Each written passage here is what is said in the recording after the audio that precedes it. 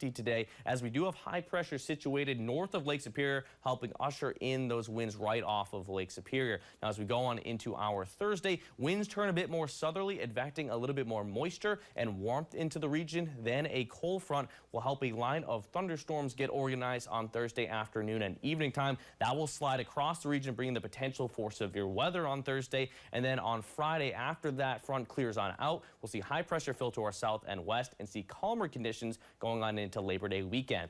Now, for today, high temperatures will be a bit cool out there in the 60s for most of us, though we do manage some lower 70s once you get well inland into areas in central Minnesota.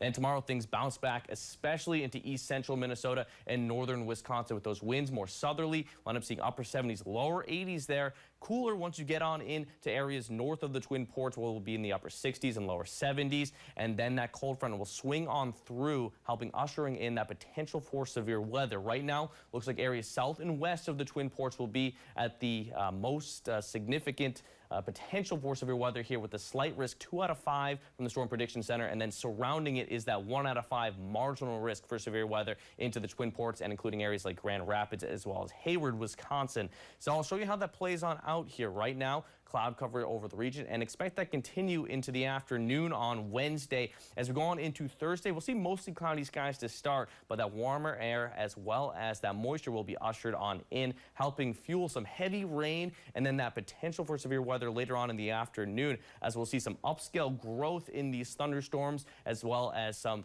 convection spurring off out ahead of the front. That will lead to potential for large hail and even an isolated tornado into areas in east central Minnesota. Then as that line really grows on up into the Thursday afternoon and the evening hours, you can start to see some bowing segments from this model here. That means that straight line wind damage will definitely be a factor going into the Thursday afternoon and evening time frame. Expecting mainly between about 4 p.m. and 7 to 8 p.m. in the Twin Ports to be that, where we're going to see that chance for that line to move on through. Looking fairly likely, at least, that we'll definitely see some widespread heavy rain with this. So definitely want to keep our eyes on that Thursday afternoon forecast. For today, fairly windy out there, but not expecting any precipitation. Highs in the 60s and 70s region-wide. As we go on into the 7-day forecast, there's that chance for rain on Thursday afternoon, and then things really calm on down. Friday through Tuesday looking dry. Temperatures in the upper 70s Friday through Saturday, and then lower 70s Sunday through Tuesday.